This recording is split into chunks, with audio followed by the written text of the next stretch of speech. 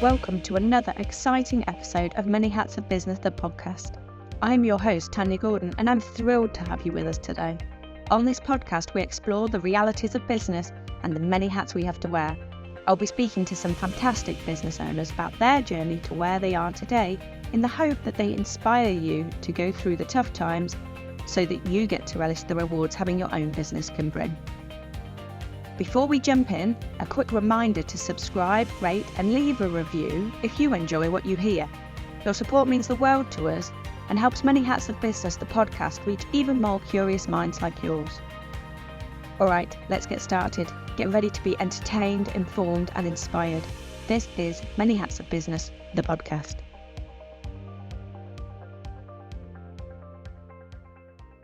Hi Prash, great to have you here with us today. Can you start by telling people a little bit about yourself, please? Morning, Tanya. Thank you so much for having me here today. Hi everyone, I'm Prash. I am the Heartbreak Healer. I mainly work with mothers who are seeing their children struggle with similar issues that they went through in their childhood or in their lives, and are getting to that point of frustration where everything external, trying to work with people outside, the schools, whatever it is outside, is not quite doing the job. And it's getting to that point of, what more can I do now for my children, for my kids? It's hard in them, and I want to stop that hurt. And I mainly do that with working with the mothers themselves rather than them focusing on the children, because in my experience, working with so many people, it's always has been the answers lie inside, and not inside the children, but inside us as parents. And that's what I do. That's really interesting, isn't it? And I'd imagine in doing what you're doing and speaking to people, it must be fascinating work for you, and to see that transformation in people and the children, where you didn't work with the children, you worked with the parents. Yeah. It absolutely is. And it's something nobody, well, I shouldn't say the word nobody because it's really like encapsulates everyone, but most people don't realize how much of us is other child mirroring back, is because children learn by watching, by looking at you. They don't learn by doing things that you ask them to do. They just watch you. And it's such an unconscious thing. Like sometimes, I'm sure, Tanya, sometimes you sit there going, you say something or you do something, and all of a sudden you're like, oh, my mum used to do that. That's how my mum used to say it, or my gran used to. It's because it's so unconscious and such a subconscious level that that's what happens. And then us not working on ourselves, not trying, because everything that is a negative experience, especially trauma and things like that, is something we want to look away from because it's painful. So that is our safety mechanism, almost, to look away from pain rather than go towards the pain. So by us not trying to look at what could I have done for myself to make heal myself, so that I can then parent from my healed self rather than do an unhealed parenting, we are subconsciously handing everything over to the kids and not even realizing it. And then it becomes more and more frustrating when we look and go, oh yeah, this guy bullied, I talked to the guy for my kids, or I spoke to the school, I changed school.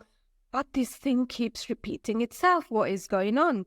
So yeah, it is. And then it's really fun when you watch, and all of a sudden they go, oh, I don't think working on me will help my child. I'm like, just try. You've got nothing to lose. You came to me for a reason. And all of a sudden they're like, oh, so yeah, it's just quite incredible. Yeah, that penny drop moment, it must be amazing to see. Absolutely. And how long have you been doing this? How long have you been in business? So I unofficially started about 11 years ago. And then I set up my business in 2020. Didn't do anything with it until almost October of 2021. Then it became a bit of a mixed messaging kind of situation, because I was still trying to find, where do I want to work? What do I want to do? Who do I want to work with? And then now finally, it's been, so with this messaging, which is mainly to do with the children and the mothers, or the fathers even, like the parents and the children, is very recent. But all of my work has come since the last 11 years, has come to that place of bringing everything together. And this phase right now is just about clarity. but I still do the same work. So let's say 11 years. That's a really interesting point, though, that I'd like to bring up with people, because business is an evolution. And I think when people come into business and they decide they're going to start a business, I feel like there's a lot of pressure. And I think some of it is because we instantly compare ourselves to everybody, and everyone's got this Instagram polished life of they're really bossing it. And you see all of the stuff about you've been making £1 million overnight and all of these things. And I think it puts massive pressure on people and puts them on the back burner straight away. And it's really refreshing to hear that, like you say, you were doing the same work, but you hadn't, got a real niche. You didn't know who you wanted to help. So you were, just take the steps and do it along the way, and it will come in time, and it has for you. And what was that feeling like? Did you get a big sense of relief in that you finally could stop thinking about who you wanted to help, but just help them? It's literally this, Tanya, right? So I think what happens in the business world is we look exactly like you said. We look around, we see all these people doing successful things. We look back, we almost do a time travel with them to their past. And it almost feels like they've been doing the same thing for years. When people turn around and say, oh, I've been doing this for 25 years, 30 years. No, you haven't. You have evolved. You wouldn't do exactly what you did 25 years ago. And also the other thing that happens is like how it happened to me was, I said, oh yeah, I'm working here. I want to do this. Oh no, it doesn't quite sit right with me. It feels like I need to go deeper, and you go deeper. And then you realize you've gone too deep. And then people are literally going, oh no, I don't want to work on that one because it's too hard. It's too difficult. I don't think I have it. So you want to, so with that, what happens? We are sat there thinking, oh my God, everybody's watching me. I'm making so many changes in my business. Oh my God, people are going to think I'm like fluffy. I don't know what nobody is paying that much attention. We are not that important. What is important is us feeling aligned with the business that we want to do. So that's what happened to me. I went through so much ups and downs, especially not in the business itself, but within myself. There was so much turmoil when I was trying to change. I was like, oh my God, people are going to think, what do you do then? I thought you did this. But realistically, nobody even knew what I did because they weren't paying that much attention. And then all of a sudden now it's like, oh yeah, this is what I do. It's the clarity is 100% needed. But for you to get to the clarity space, if you have to take 100 steps or 1,000 steps, it's fine. Like I said, because social media is so out there and we feel like everybody's watching us, they're not. They don't have that. It's a goldfish thing. They don't have that attention span at all. So they're moving past you like anything. But until the moment when it hits, what you're saying hits them, it resonates with them, and they're like, oh, is this what you do? I'm coming to work with you. So that's really interesting, isn't it? That you do assume people see everything you post. And actually, I think the stats like 1 in 10 of your posts they see anyway, and everybody forgets this. So realistically, if your messaging is a bit all over the place and it's not necessarily talking to exactly one person, and B, they only see 1/10 of what you say anyway, the likeliness of them really knowing what you do until you're really, really clear on it is like zilch. And also, when you are really clear on what you do, 90% of the people are not going to care until there's something about what you said or what you wrote or what you did, whatever it is, resonated with them. And they went, oh, let me look at what Prash does or what Tanya does, because that sounded very interesting. And when they do that, if your messaging is clear and they are your clients, they will come to you. So we touched on messaging beforehand. For the people that don't know, when you apply to come on as a guest on the podcast, you get sent a questionnaire so that you get the feel of, especially before this was live, people didn't obviously know where we were going to go with our conversation. So you get the chance to really see kind of where the conversation's going to go. And I get to see where we could take the conversation as well. So it works really well. But in chatting before that, we were talking through, weren't we, that you work around trauma. And one of the big things that you've had to come through is that thing of when I was going to use the terms trying to sell. Realistically, everyone in business needs to sell something else. You're not in business, but trying to sell, as we were just discussing earlier, once you're doing it right and you're talking about the right thing, you don't even need to try and sell because they do then come to you. But when you were initially doing it, and you said then about going too deep, I guess this is that bit where you were talking around trauma, and people say, some people, oh, well, nothing that traumatic happened to me. Trauma and traumatic is like two different things, isn't it? And people assume that trauma means it had to be really something very traumatic. And a lot of people have had that. But for the people that don't feel that anything traumatic happened to them, like me, for example, you writing about trauma and talking about trauma wouldn't pull me to you, would it? Whereas you saying about your, as a parent, I've got 3 boys, as a parent, you're doing things that might mean it's harder for them. Subconsciously, that's something that makes you sit up and go, oh, yeah, okay, I get that. And I'd be more inclined to look into that. Whereas compared to when you were talking about trauma, so that must have been quite a revelation for you in how you work. Yeah, it absolutely was. So as we were discussing earlier, what happens is when you use the word trauma, the word in itself has so much meaning into it. And then also everybody seems to think, oh, trauma is something major that happens to you, which is, I'm not discarding that part, but it's not only that. So that's the thing most people don't even know, don't even realize. And when you talk about trauma, when you write about trauma, when you speak about trauma, what happens is those people who already sat there thinking, my life was normal. Everything that happened in my life was normal. I had a normal childhood, normal this, normal. This does not relate to me.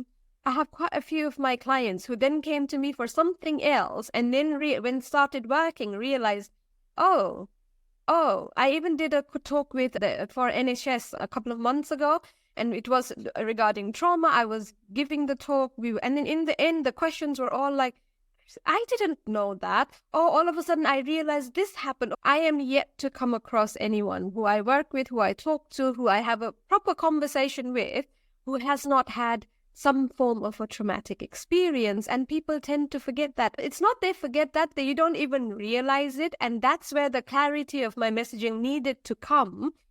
And I needed to turn around and say, are your children like showing these kind of behaviors? Have you been trying everything and it doesn't quite work? It seems to be repeating itself over and over again.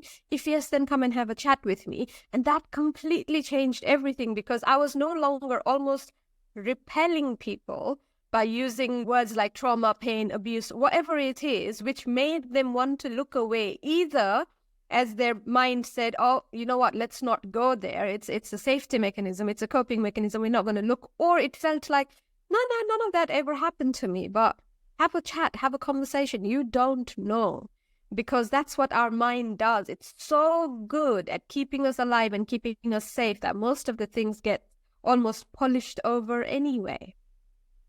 It's really interesting that. And I think, like, when you say you haven't spoken to anybody that it doesn't apply to, it really is fascinating, and not necessarily in a good way, but it just shows us that you do the work. You obviously deal with people that are in business as well. So I guess what you do helps with their children, but also then their business.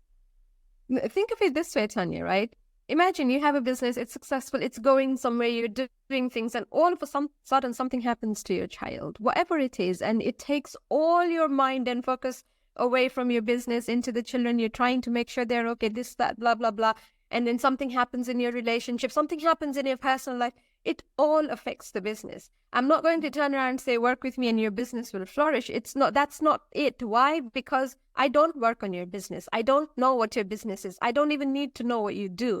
But it's just that if you think about the dominoes effect, it literally, because we are not just one, like Tanya's not just many hats of business and then sat there, that's it, and she doesn't do anything else. She's got a whole life, whole world around her, always prying for her attention, always. And then our kids, and that's what I've said, I think it's on my website where I said, our kids have the ability to break our hearts the most, because they have the power in their hands that anything happens to them and it hurts and it breaks our heart. So yes, that's a very indirect way, but when it happens to any parent, if you talk to them, something happens to their children and the whole world stops, doesn't matter. So imagine the ripple effect it will happen in their business or their work or anything else they're doing.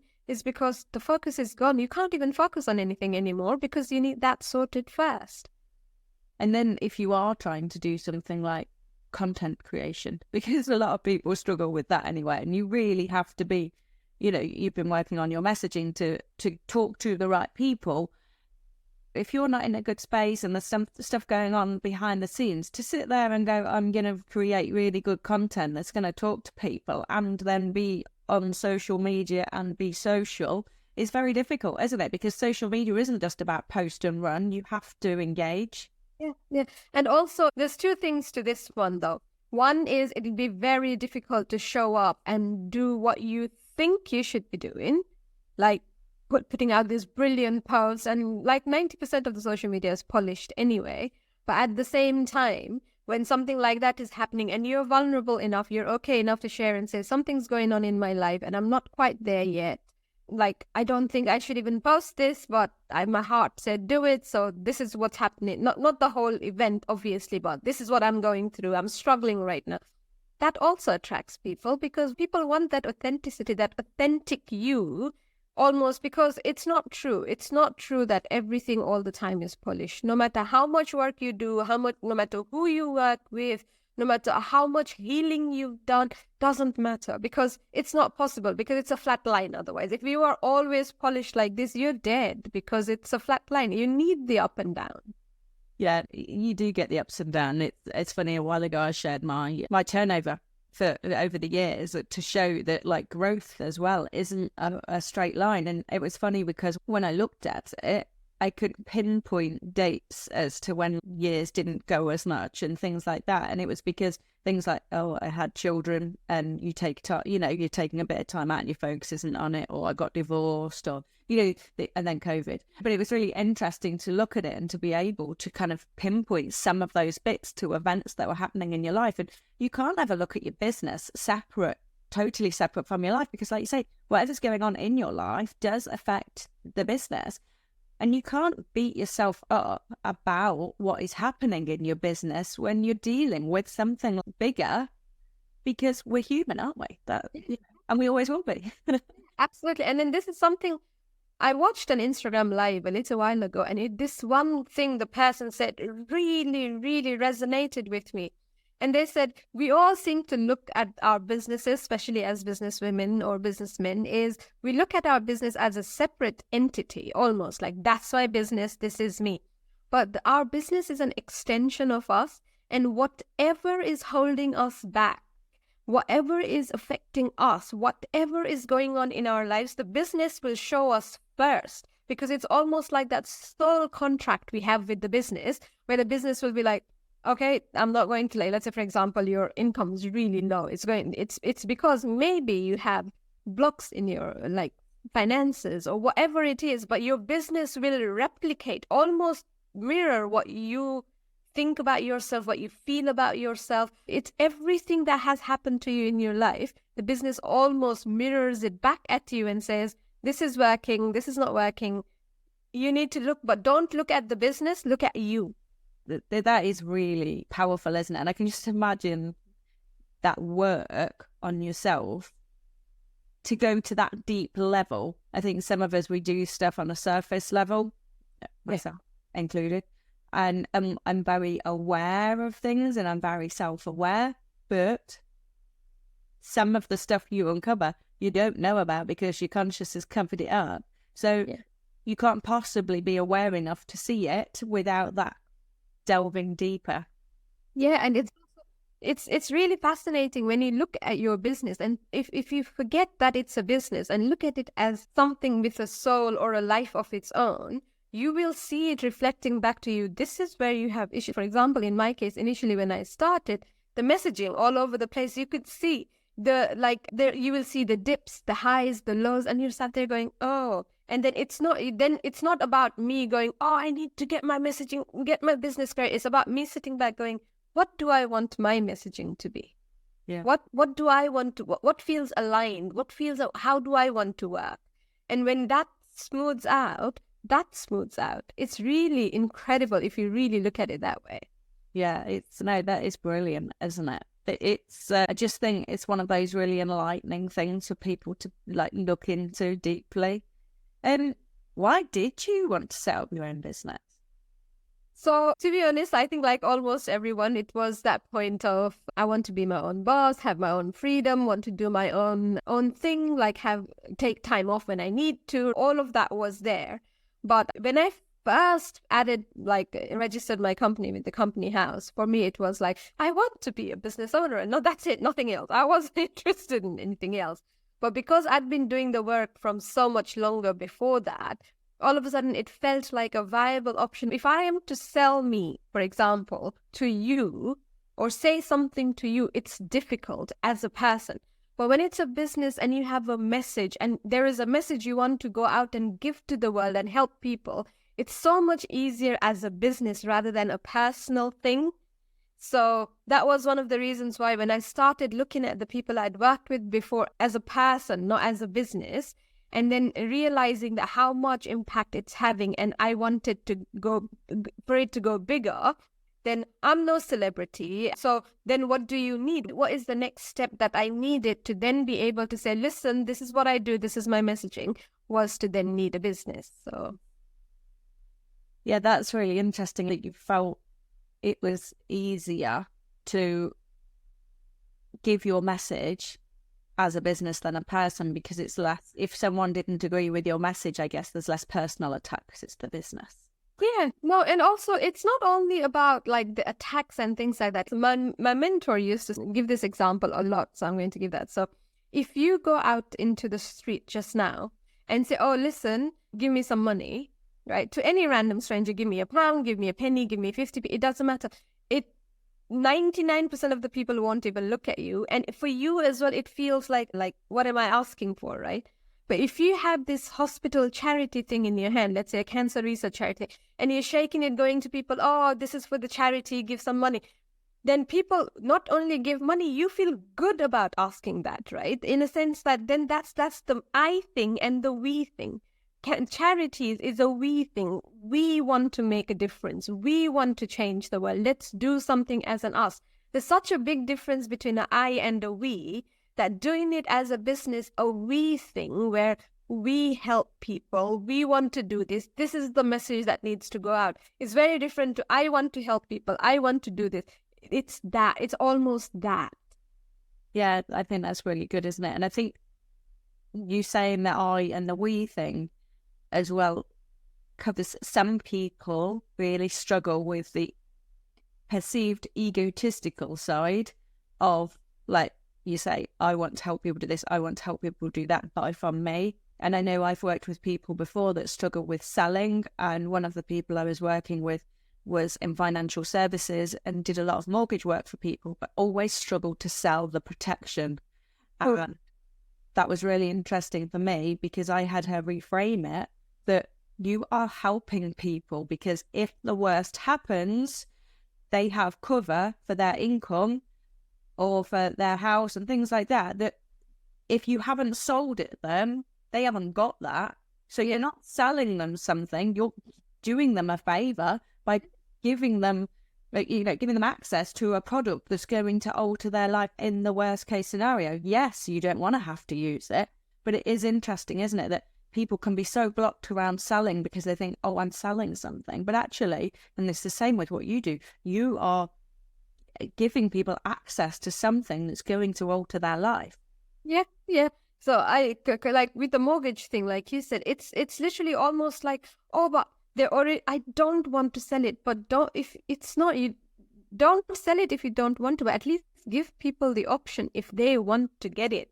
It's not about selling, it's about giving that option out there and saying, this is what happens if you do this, but it's up to you. That's what it is. That's all it is.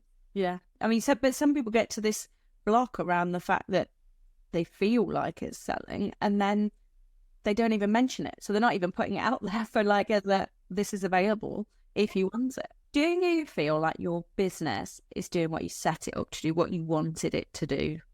It finally is starting to, only because now my messaging is quite clear. I know who I want to work with. I know how I want to do it and things like that. So Yes, I would say yes, it is. But it wasn't an easy path to get to where I am today.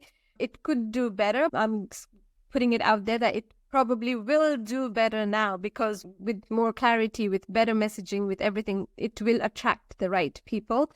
But if anybody is sat there thinking, oh my God, but when will it ever happen to me? Trust me, 11 years. It's 11 years. It's not one and done. And like yourself, I've changed. If I look back at the Prash 11 years ago, I don't recognize her as a completely different person to who I am today. That means with me, my business needed to evolve as well. So it's always an evolution.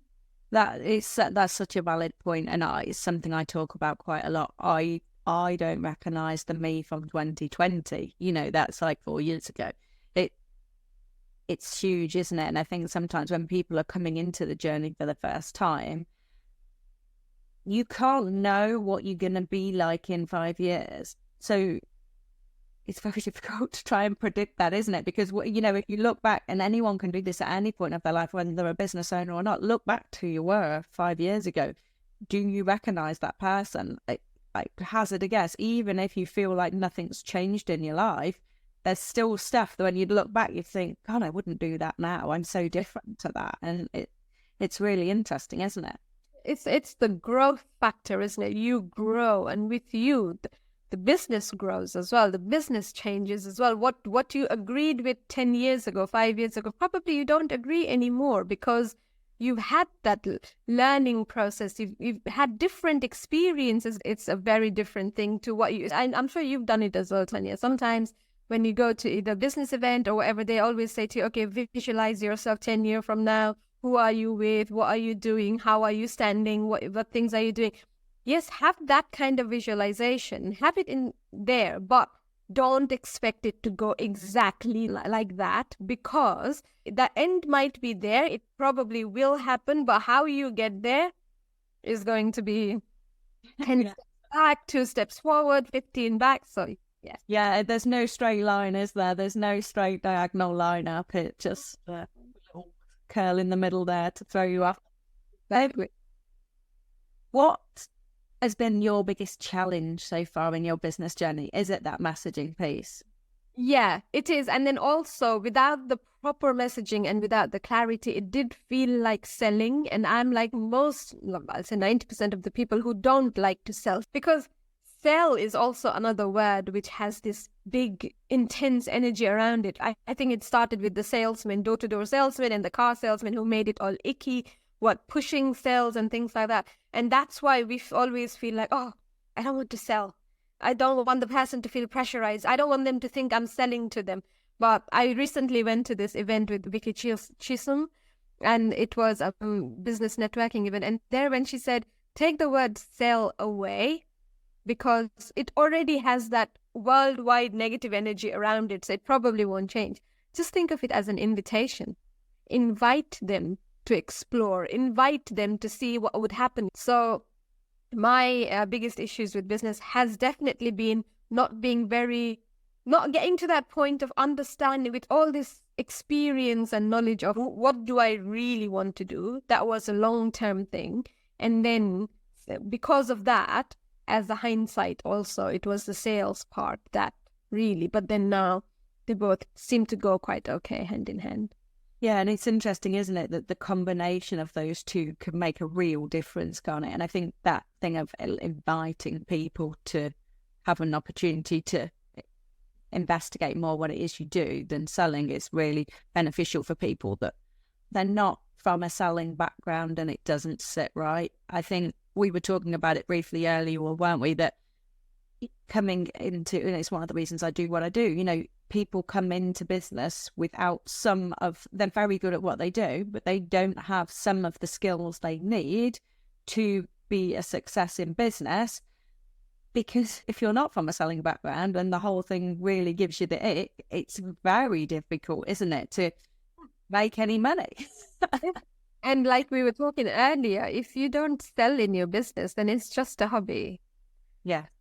Yeah, it's true. My business for a really long time was an expensive hobby, because I was spending a lot in trying to learn new things, trying to like almost better myself, make sure I have the relevant knowledge and everything because of the work that I was doing. And in working with trauma, working with people with kids, it's not the easiest thing. You have to have all that knowledge that's out there to make sure that you're doing the right things, not re-traumatizing them, not making things worse for them. So it was turning into this very, very expensive hobby where you're like, okay, I'm spending this money because I need this, I need this, I need that, I need to do this, I need to learn that. But then there does come a point where you want to stop and say, okay, I think I have, it's very difficult to stop and say, I'm ready, because you're never ready.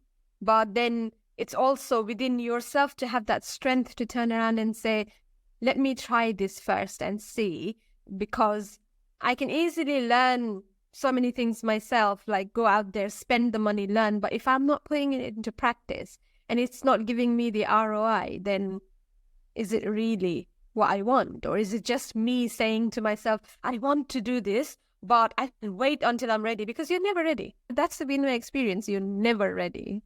And that is a very good point, isn't it? Because we were talking about this on recent episodes. Investing in some of the things can be that excuse of, oh, I'll do this first because then I'll feel ready or be ready. Or once I've learned this, once I've learned that. You only have to be in the on-world space for 5 minutes to realize that there's plenty of opportunity for you to buy different things, to learn different skills, which yes, it's brilliant. Yes, it's valuable, but not if you're using it as then an excuse to stop you doing the thing and actually putting your offers out there, because you haven't got time, because you're so busy learning everything and you think you need to know more before you do it. And obviously, if you felt that in your line of work, is particularly difficult because the professional development is very important, isn't it? To make sure you're doing things in the right way. But some of those business skills, some of that is less important than the actual professional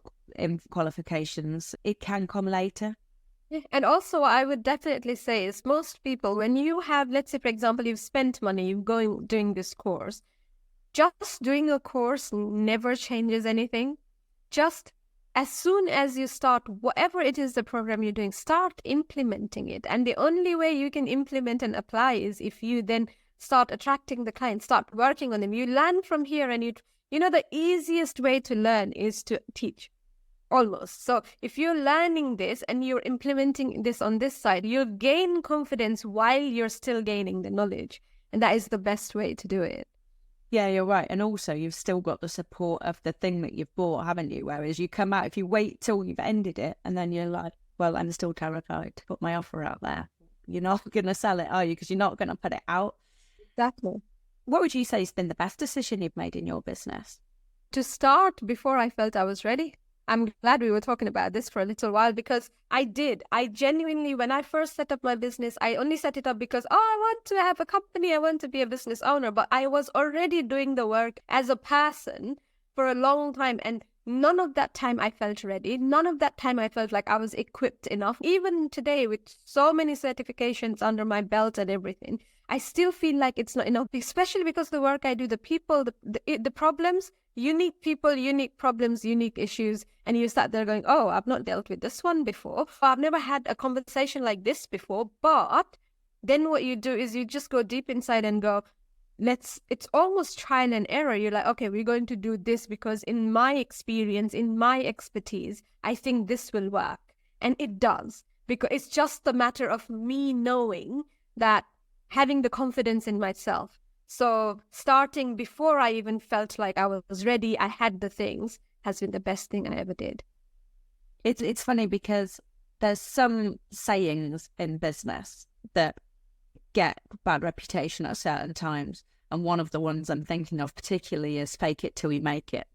Now, fake it till you make it became known as a, like fake that you know what you're doing, fake your service and get people to pay you for something that you don't know what you're doing. And to me, it's never meant that. To me, fake it till you make it means fake the confidence to do it, fake that you're comfortable, that trick yourself into putting something out there and doing it, because your comfort zone will expand. When you start doing it, you become comfortable. You can't be confident and comfortable on day one of something. But if you start doing it, before you know it, actually, you're feeling quite comfortable in it.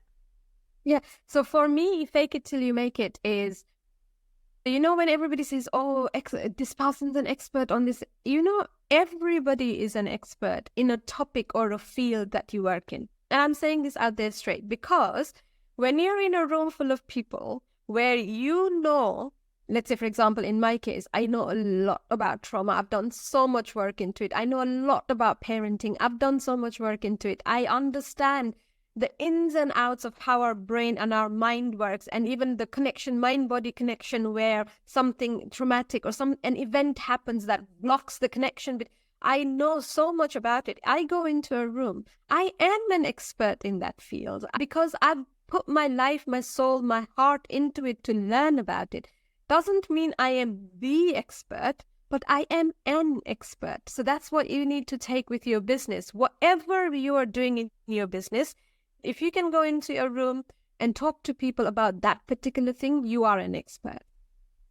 Yeah, it's interesting, isn't it? And I think it is something that some people just massively struggle with, don't they? Because they hear the word expert and assume that means you've got to be the expert of the world or, know so much more than other people in that field. But actually, they're your peers. And realistically, you would like to think you're all of a similar level because you want them to be professional as well, don't you? That they know what they're doing. How can you be an expert in a field, like the topmost expert in a field? How you put in the work when you're not ready, and you've learned, you think the experts didn't make mistakes? They made massive mistakes. You make the mistakes, you learn, you grow, you carry on. That's what makes you an expert. And that's when they go higher and higher up in that field, because it's not because of what they've learned. It never is, because there's not that many new things to learn in this world. It's all been said, it's all been done. But the experiences that they had, the failures that they had, is what made them an expert, because once they failed, they knew what not to do. And I think that's the most important thing in business, is to know what not to do. And that doesn't come from success. That doesn't come from your expertise. That comes from making mistakes and failing. Yeah, and that's really interesting as well, isn't it? We always compare ourselves to people. It's really natural. And when we do it, we're never comparing ourselves to someone at the same point. We're looking at that person so many steps ahead and comparing ourselves to them. But that isn't where they started. And then, of course, not many people put out all their failures. And even if they're putting out some, it's not all of them. So you're not seeing all of those learning points that they had to get to where they are. So it does make it very difficult, doesn't it, for people coming in new to say, oh, okay, I'm going to just sit and be comfortable with where I'm at and see what evolves and just keep putting stuff out there.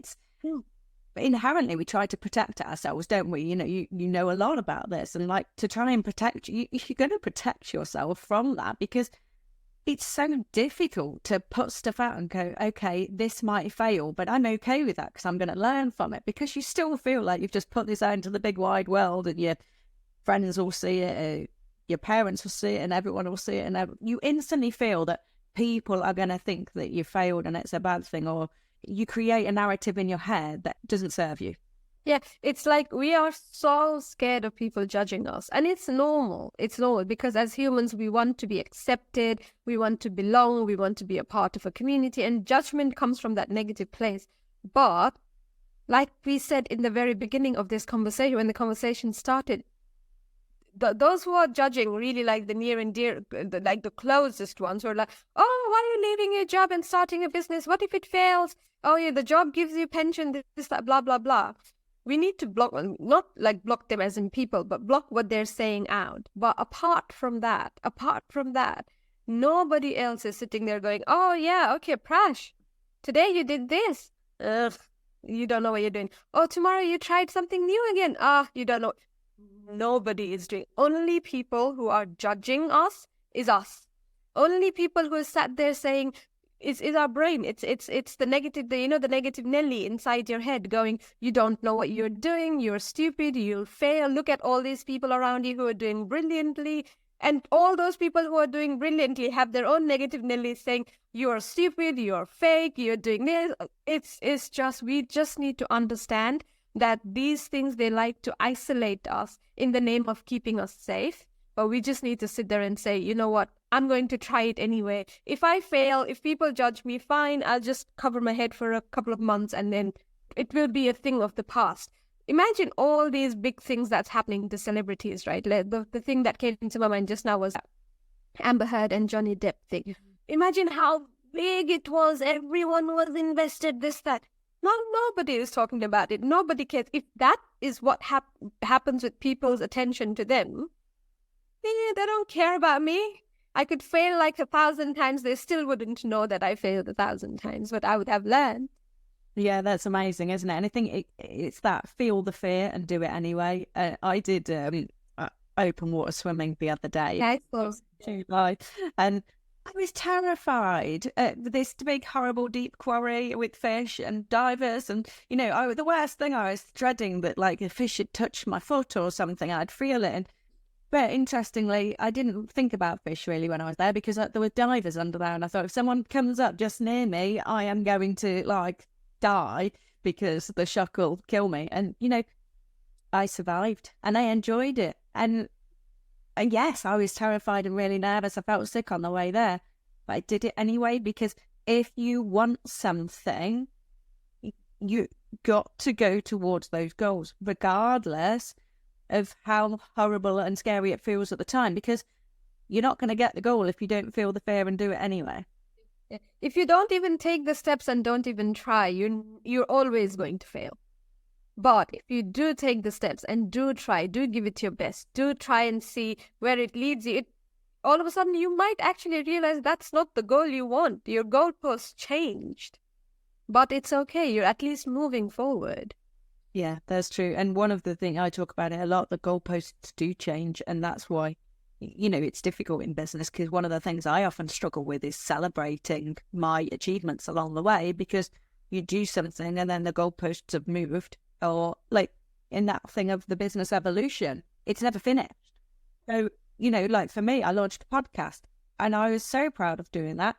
But equally, there's still work to do because there's still more episodes to record. There's still, you know, editing to do on the ones that you have recorded. So even in that first week of like, oh my God, I've got a podcast, I was still able to forget to celebrate because there's work to do. And I think it doesn't matter what you're doing in business, that's always going to be the case. Yeah, I agree with you. I would say I'm exactly the same. I forget to celebrate. I forget the small wins. And then all of a sudden, when there is no big win, you're sat there going, oh, but I didn't achieve anything. I didn't do anything. I'm such a failure. But hello, let's look at the smaller ones that you did do to get all the way here. In this world where people have zero attention span these days, let's say 20 people viewed my very first reel, for example. Oh my God, I did reach the 20 people. And the next time the 20 will be 40, 60, 80, thousands, millions, when everybody is trying to go viral these days. Oh, I want millions of views this. Oh my God, that can be the goal. But that doesn't mean you don't celebrate the 100 people who watched it. Because if you think of it in a physical level, right? If I'm in a room in front of 100 physical people sitting there, it's a freaking big deal, right? That is a big achievement. I'd shout out from the rooftops, I did this in front of 100 people. So why 100 people viewing my reels is not enough? Why am I not celebrating that? Why? Because others are getting millions? Fine, so is Tony Robbins. Tony Robbins is getting millions and millions every time when he does it. I am not Tony Robbins. Yeah, the 100 people in the room was a big deal for me. We need to change the narrative a little bit.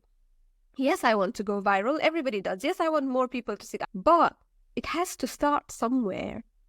We're forgetting that somewhere. We're just looking at everybody around us and going, I want to get there. Why can't I have that?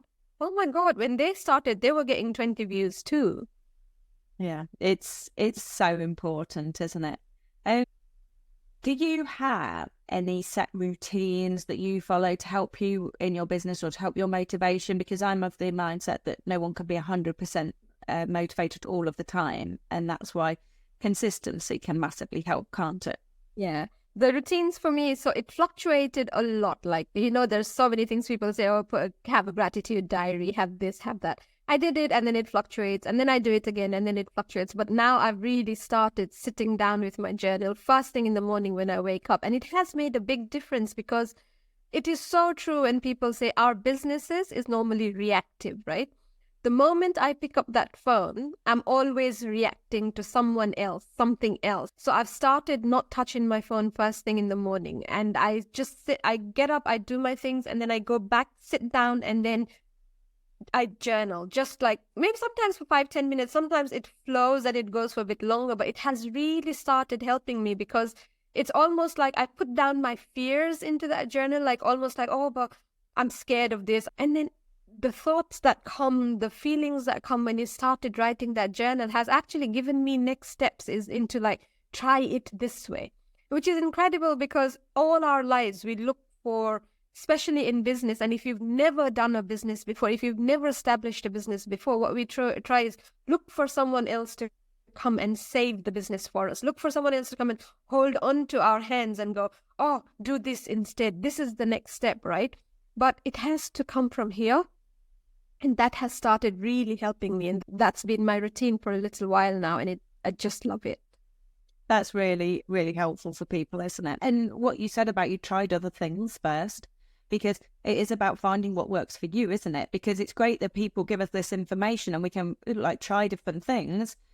But just because something works for someone doesn't mean it necessarily works for you. And it's like some people like to journal at the end of the day, and like you're doing it in the morning. And it is about going, okay, well, like for me, I have to take the kids to school and things like that. And then sometimes I get stuck in.